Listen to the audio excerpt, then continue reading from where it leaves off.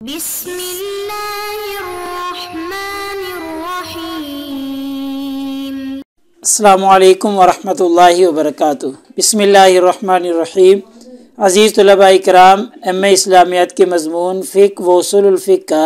آج ہمارا سبق نمبر 156 ہے، جس کا عنوان ہے کتاب النکاح کا الباب الثانی۔ انشاءاللہ آج ہم الباب الثانی یعنی کہ دوسرا باب شروع کریں گے۔ پہلا باب الحمدللہ ہمارا کتاب النکاح کا مکمل ہو چکا ہے۔ تو نئے سبق شروع کرنے سے پہلے ہم پچھلے سبق یعنی سبق نمبر 155 کا خلاصہ دیکھتے ہیں۔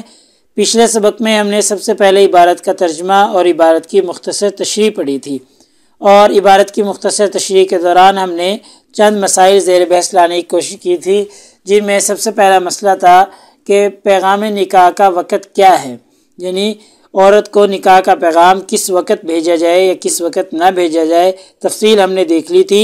کہ جب تک اس کا رجحان کسی ایک کی طرف نہ ہو اس وقت تک بھیجا جا سکتا ہے، یعنی اول وقت میں ممنوع نہیں، اگر رجحان ہو جائے تو پھر دوسرا پیغام نکاح نہیں بھیجا جا سکتا۔ اس کے بارے میں ہم نے دلیل بھی دیکھ لی تھی، جو حضرت فاطمہ بنت قیس والی روایت تھی کہ اس نے نبی کریم صلی اللہ علیہ وسلم سے آ کے درخواست کی تھی کہ دو لوگوں کا ان کو نکاح کا پیغام موصول ہو چکا تھا۔ تو ایسے ہی پیغام کے بعد یا پیغام دیتے وقت لڑکی کو دیکھنا، اس کے بارے میں فقہا کی کیا آراء ہیں تفصیلاً ہم نے دیکھ لی تھی، اور اس پر ہم نے دلائل بھی دیکھ لیے تھے۔ مختلف فقہا کی مختلف آراء تھی، اور ایسے ہی مختلف اعضاء کے بارے میں مختلف آراء رکھتے تھے فقہا۔ ایسے ہی ہم نے تفصیل اس کے بارے میں دلائل کے ساتھ دیکھ لیا ہے، اور پھر آخر میں ہم نے اختلاف کا سبب جاننے کی کوشش کی ہے کہ پیغام دیتے وقت لڑکی کو دیکھنا، اس کے بارے میں جو فقہا کا اختلاف تھا، اس اختلاف کی اصل وجہ اور اصل سبب کیا تھا تفصیلاً ہم نے دیکھ لیا تھا کہ چونکہ روایات میں مطلقاً ممنوع بھی ہے دیکھنا، اور مطلقاً اجازت بھی ہے، اور مقید اجازت بھی ہے، چونکہ یہ تینوں قسم کی روایات پائی جاتی ہیں، اس لیے فقہا کا پیغام دیتے وقت لڑکی کو دیکھنے کے مسئلے میں اختلاف واقع ہو گیا۔ تو آج کے اس سبق میں انشاءاللہ ہم سب سے پہلے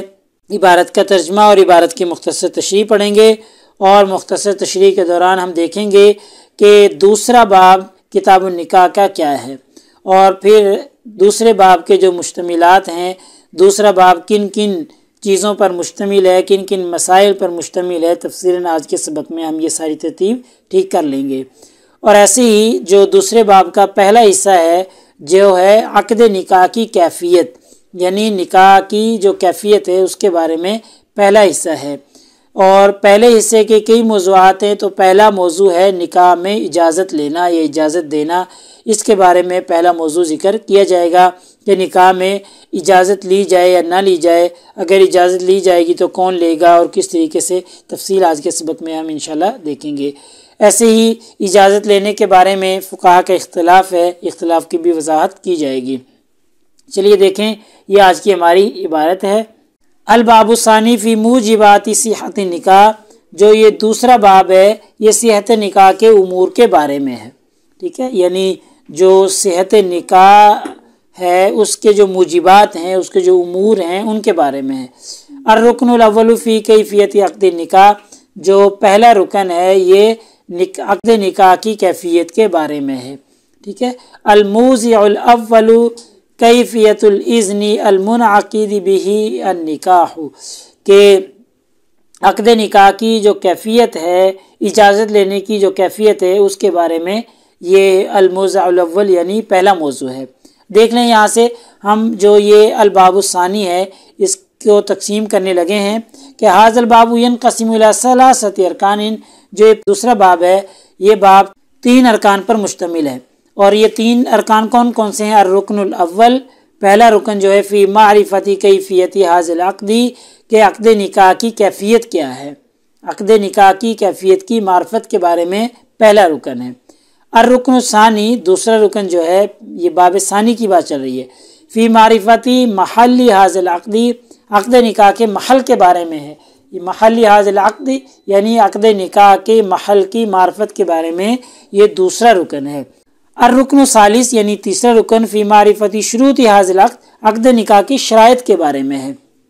یہ آپ نے یاد رکھنا ہے کہ ہمارا یہ دوسرا باب شروع ہو چکا ہے، اور دوسرا باب ہے نکاح کی صحت کے امور کے بارے میں، اور دوسرے باب کو 3 ارکان پر مشتمل رکھا ہے، 3 ارکان میں تقسیم کر دیا ہے: الرکن الاول، الرکن الثانی اور الرکن الثالث۔ اور جو الرکن الاول ہے، پہلا جو رکن ہے، وہ فی کیفیت عقد نکاح، نکاح کی کیفیت کے بارے میں ہے۔ اور پھر الرکن الاول جو پہلا رکن ہے، فی الکیفیتی یعنی عقد نکاح کی کیفیت کے بارے میں ہے۔ والنظر فی ھذا الرکن فی مواضع، اس کی طرف غور و فکر کرتے ہوئے، اس بحث پر نظر کرتے ہوئے اس کو متعدد عناوین میں تقسیم کیے ہے اس رکن کو، یعنی الرکن الاول کو آگے مزید مصنف تقسیم کر رہے ہیں۔ فی کیفیت الاذن المنعقد بہ، تو پہلی جو موضوع ہے الرکن الاول کا، وہ ہے اظہار رضا کی کیفیت، یعنی اپنی رضامندی کو عورت کیسے ظاہر کرے گی، اس کی کیفیت کیا ہوگی۔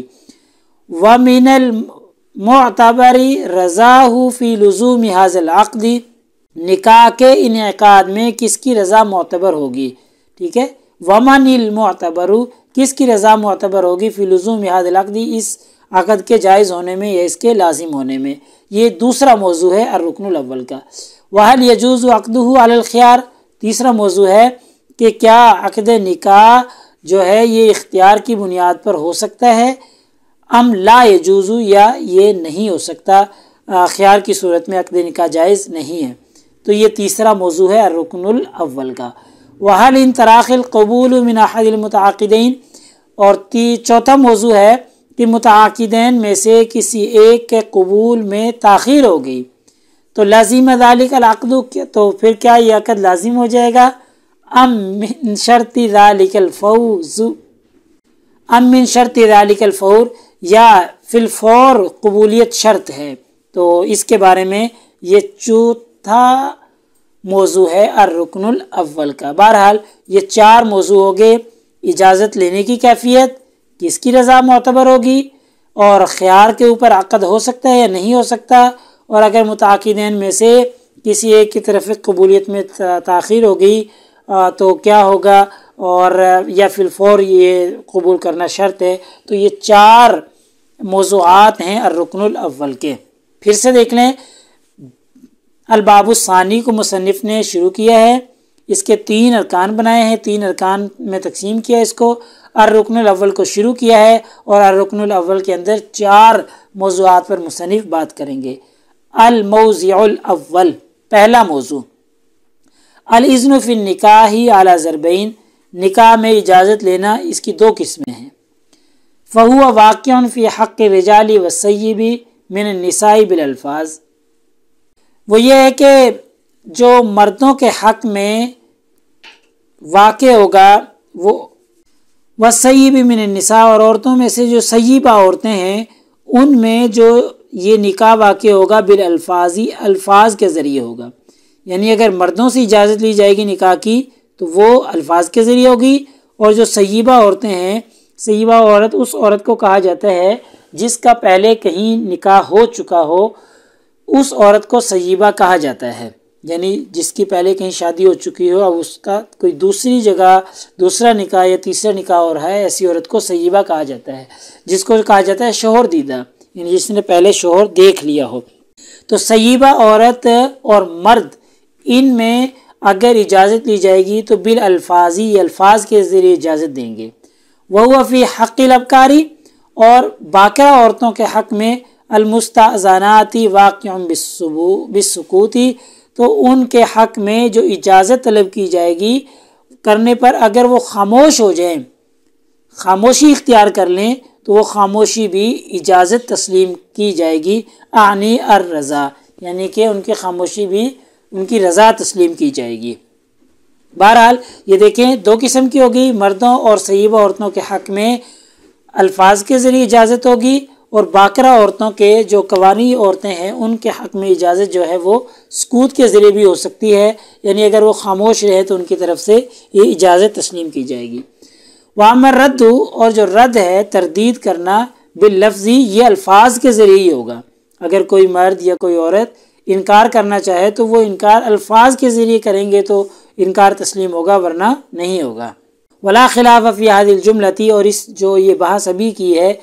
سیبہ اور مردوں اور باکرہ عورتوں کے بارے میں، اس میں کوئی اختلاف نہیں ہے، مگر ما حکی عن اصحاب الشافعی، امام شافعی رحمہ اللہ کے اصحاب سے ایک روایت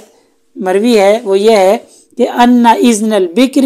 اذا کان المنکح غیر اب ولا جد بالنطق، کہ اگر کنواری لڑکی کا نکاح کرنے والا غیر الابی یعنی باپ کے علاوہ یا دادا کے علاوہ کوئی اور ہے تو پھر لفظی اجازت ضروری ہے، بالنطقی پھر وہ باکرہ عورت بھی الفاظ کے ذریعے اجازت دے گی تو اجازت تسلیم کی جائے گی، پھر اس کی خاموشی کو اجازت اور رضا تسلیم نہیں کیا جائے گا، کیونکہ باپ اور دادا کے علاوہ کوئی اور اس کا نکاح کر رہا ہے یا اسے اجازت طلب کر رہا ہے تو پھر کوئی اور ہے تو پھر اس کے لیے نطق ضروری ہے، الفاظ میں اجازت دینا اس کے لیے ضروری ہے۔ یہ ویسے تو اختلاف کوئی نہیں ہے، لیکن امام شافعی رحمہ اللہ کے اصحاب سے یہ ایک قول منقول ہے۔ آگے دیکھیں وَإِنَّمَا صَارَ الْجَمْهُورُ إِلَىٰ أَنَّ إِذْنَهَا بِالصَّمْتِ لِلثَّابِتِ، اور جو یہ جمہور نے یہ کہا ہے نا کہ خاموشی کو بھی اجازت تسلیم کیا جائے گا، صار الجمہور إِلَىٰ أَنَّ إِذْنِهَا کہ اس عورت کی جو باکرہ عورت ہے اس کی جو اجازت ہے بالصمت وہ خاموشی کے ذریعے بھی ہو سکتی ہے۔